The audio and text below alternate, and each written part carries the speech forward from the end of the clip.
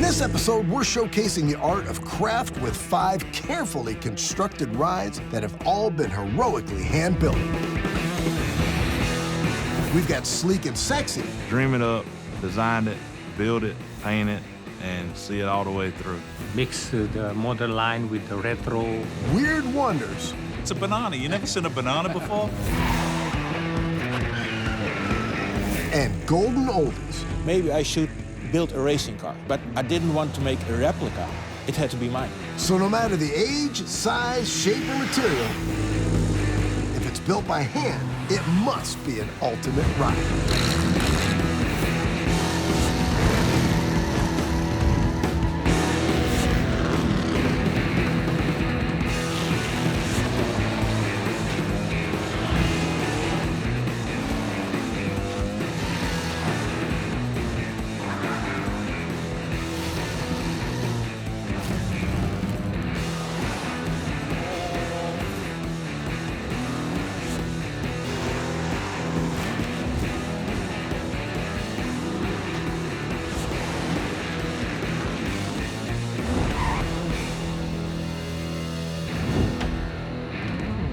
Our first hand-built honey is one sexy ride. When your builder gives you curves, baby, you gotta flaunt them. The idea of building this truck was just a dream. I designed it in my head, drew it on a piece of paper back in 1999 before I knew how to do anything. This voluptuous vehicle took Chad 17 years of imagination to complete. But what was the inspiration behind this sexy speeder? I like curvy women. So I wanted to build my truck curvy. So the reactions I get is awesome. Everybody's like, what is that? This is brutally sexy.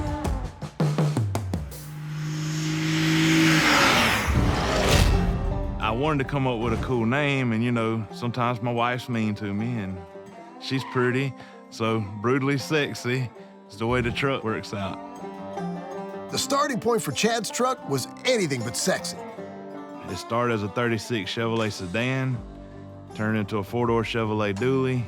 So I cut the whole back of the car off, turned the cab into a truck cab, then cut it right down the middle in half, widened it a foot, and then built the front end, the back end, start making everything just look like a truck. And then everything's custom made from there. And the only thing left original from the 1936 Chevrolet sedan is the headlight buckets and the glove box door.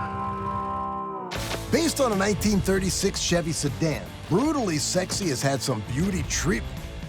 The engine is a 24-valve twin-turbo Cummins diesel. The entire body has been handmade out of steel. There's a custom leather interior, and the gear shift is topped with a caricature of Chad's wife. It's a labor of love, that's for sure. I didn't get much sleep for 2 years. So I even asked my wife, I said, before I start building this, you're not gonna see me. I gotta keep my business going, and I gotta build this truck. It was pretty crazy, but I'm not divorced, and I got my truck. Man, what a truck. And we actually cut it right down the middle and widened it a foot. All 4 doors are suicide. They all open backwards, which is a pretty unique deal. So the whole front end, we stretched it 8 inches, which pulled everything out and put the fenders where they needed to go to fit the 24-inch semi wheels right. It looks really mean, but it also looks really sexy with the big curves. That's a 24-inch semi wheel. It looks killer under these big fenders. The bed of the truck is all black walnut wood floor. It's got the stainless strips in the bed of it to finish everything off really nice. This is where the hidden gas door is. I went ahead and swooped the whole back end off just to give it a little more style to it. This is a true dually. It has 4 of these wheels in the back of it. That's what really makes it unique and different. It's a 24-valve compound turbo setup, Cummins diesel engine. Here's the small turbo, a 53mm into a 73mm turbo. Everything's painted under here devil's gold and midnight black. That's a lot of motor in a tight area. So the interior is an all one-off custom build, all leather. Took 7 cows to do it. It's pretty wild. This ride is all steel. There's no fiberglass in this whole vehicle. I'm very proud of that. The color of the vehicle is a one-off custom color that I designed and built and made too. There's not another green like this. It's got 5 different pearls. Everybody loved the lime green and loved the off-white that we put on it. I named the color Green Dream. Brutally sexy. It's your time to shine, baby. That thing rides like a Cadillac. It really runs and drives smooth. It's so heavy. Sitting on the air, also got shocks underneath it. I love driving this thing because all the crazy looks you get, people don't even know what this thing is. What makes this car so special is I got to dream it up, design it, build it, paint it, and see it all the way through. You can't get much better than that to build your dream. From a sexed up Chevy to a taxi with a twist. Somewhere in the English countryside, a handmade creation is born. I built the taxi van in 7 days. I needed a van. That was all the time I had. Most people's idea of a van is pristine, clean, and built in a plant. It looks like something from a horror movie. Frankenstein's monster was built in a lab, and this baby was handmade in Paul's garage. Other people ask me if I'm going to restore the van or when I'm going to paint the van, and obviously I have to tell them that this is it, it's done. This is the Rat Rod Taxi Van.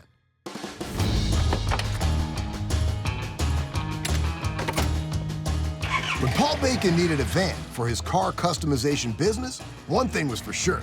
It had to be anything but ordinary. That's because Paul has created some of the wildest rides to ever grace the streets of the UK.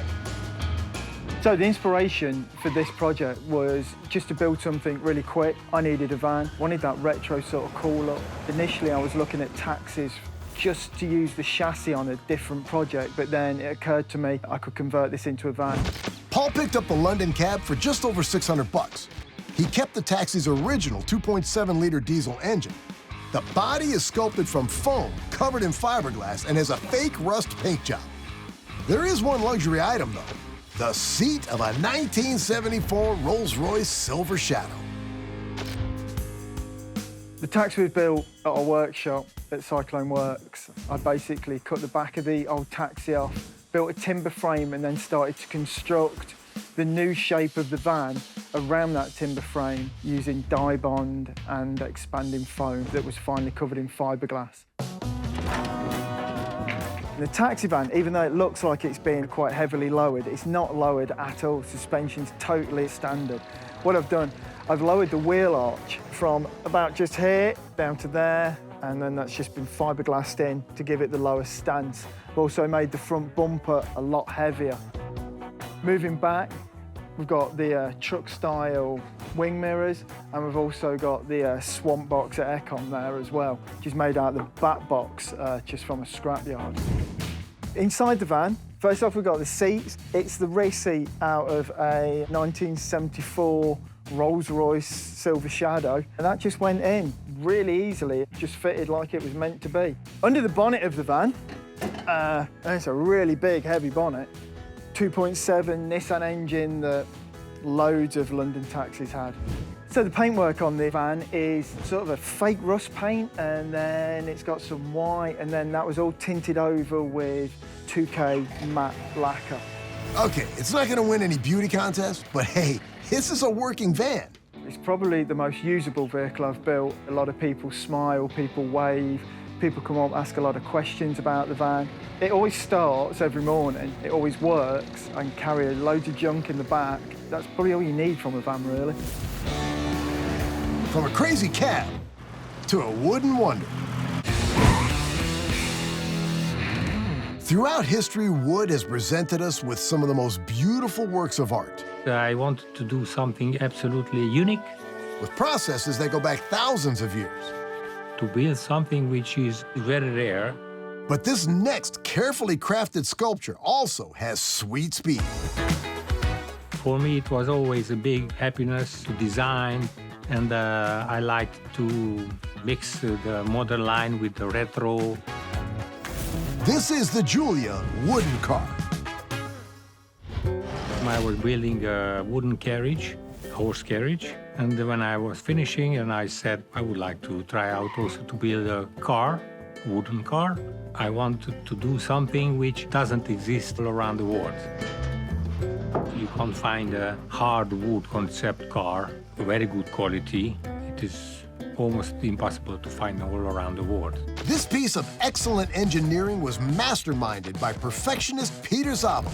Julia has the axles and gearbox from a 1983 Ford Taurus, the windscreen from a Mercedes Cobra, and the seats from a Ford Pro. The rest built from wood. Peter's original design drawings took him a couple of days. He then spent a month making a model and finally started sawing. I was working with one of my friends, Maciusz Chabot. He was the leader of the technical and the electronical work and mechanical work.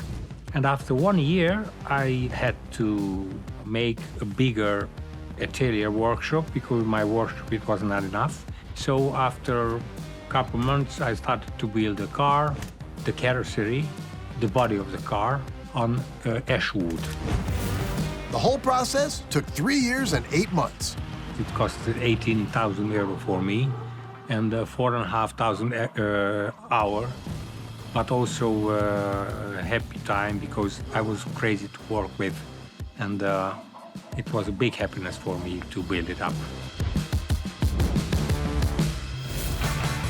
This wooden work of art can take you to the stores, but looks just as good parked outside your home. It is a beauty. It is not important to have big speed. Until now, I had tried only here in the village. It was 80, 90 kilometers per hour. But I think in a highway it could go faster.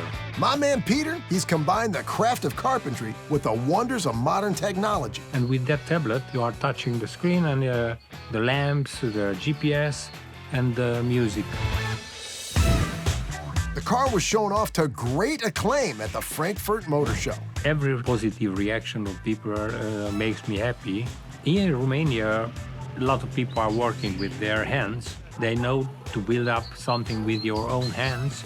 It's rather difficult, and they appreciate it. I am happy when they see their face and their reaction about it. Brother, a serious amount of time and timber has gone into making this a clever car, and it's a family favorite. My wife and our children, they are proud of this car and of their father. I have already in my mind a futuristical design for a car, also out of wood, but with electric engine.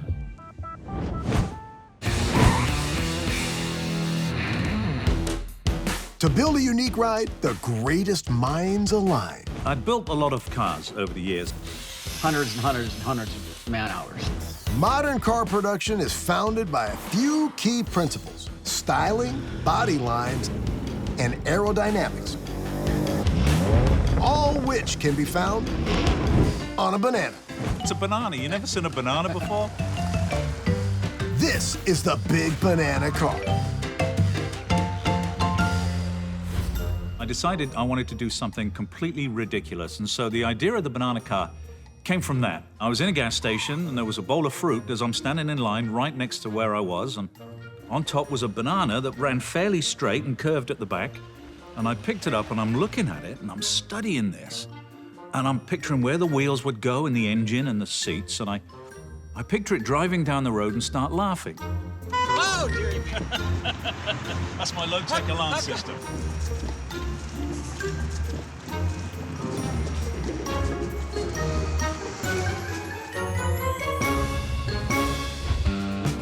I bought a 1993 Ford F-150 pickup truck, took off all the sheet metal, which left the nice slender frame with the engine, all the suspension still attached.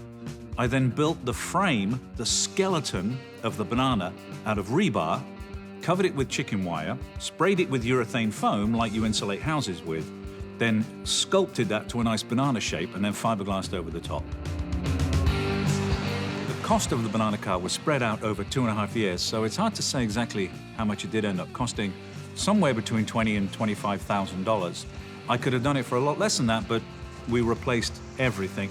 And to credit Steve, though, that doesn't include any labor. You're looking at hundreds and hundreds and hundreds of man-hours. Steve took over 2.5 years to ripen this one-of-a-kind banana car to perfection. This ridiculous ride's original name is the Braithwaite Cavendish 4-seat Bellico-Nana, but with that being a bit of a mouthful, it's also known as the Big Banana Car. I've had it up to 85 miles an hour, and before you get freaked out, that was in Texas, where the speed limit was 80, so I was going 5 over, and I was still the slowest one on the road. I got bad news for you. I've done 85 in Michigan. Oh. But it was downhill. This 10-foot-tall banana is fully tricked out to avoid any low obstacles. The stem actually folds down, and the reason for that was so that we could take it under low bridges and through the drive-through.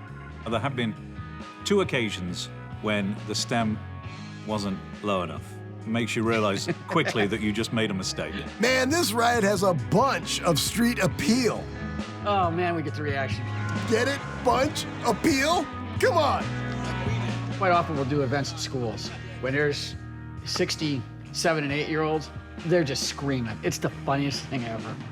We've been asked a few times if we would sell the Big Banana Car, but I realized that if we did, what we'd be giving up isn't just a car, it's all of that. It's all that goodwill that just surrounds it, and it's lovely, it's wonderful. From a bonkers banana car to a hand-built historic.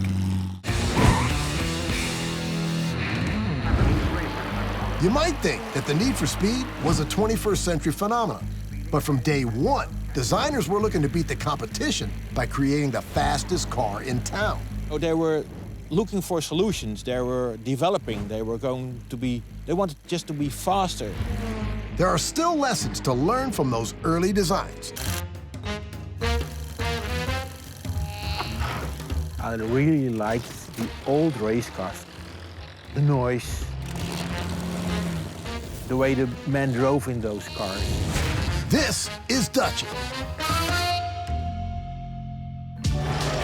I had my inspiration for Duchy for, let's say, the old IndyCar race cars. I really like them. Long nose, shorter tail. I like it very much. But I didn't want to make a replica because it had to be mine. Frans found a 1930s Nash 88 car online and shipped it to the Netherlands from North Carolina. It then took 4 years to transform it into a personal tribute to the golden age of speed. Frans called the car Duchy after his own Dutch heritage and borrowed its mascot image from a car he saw in a junkyard. The chassis is original. It's a Nash 1930. The engine, the gearbox, and the drivetrain is all original. That's the basic. But the body itself, the design, I made it myself.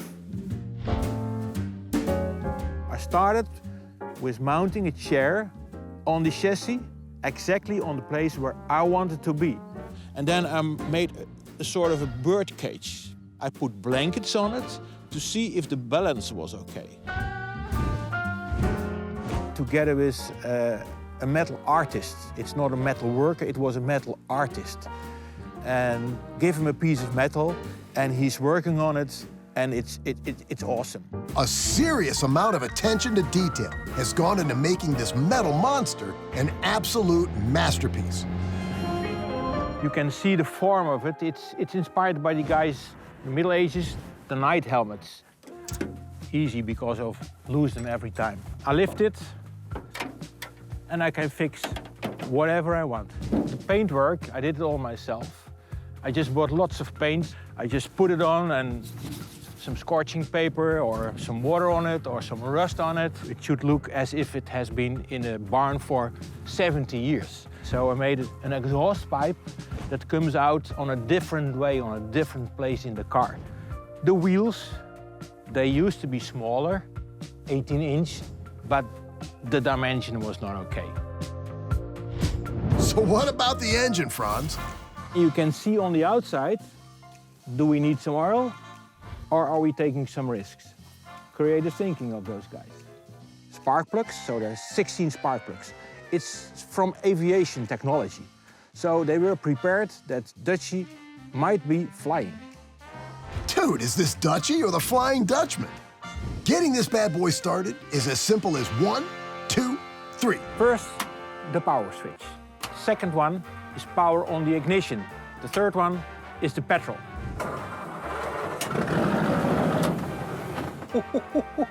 That was close, dude.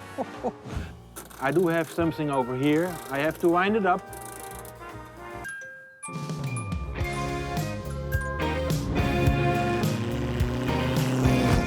As you might imagine, taking Duchy out on the road, that's not for the faint of heart. I use the car when I'm in a good mood, and that's quite often. And you have the idea you're going really fast, eating a lot of insects, so it's all together the fun of driving it on the road. And wherever he drives, people are loving this ride. Most people smile. They ask, what's that? And they are surprised that I built it myself.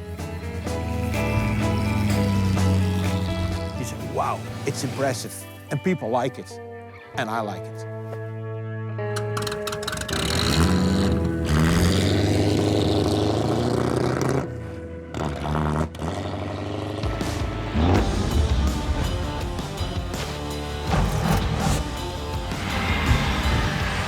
5 rides that have been heroically hand-built with pure detail in mind. I gotta tell you, I'm impressed.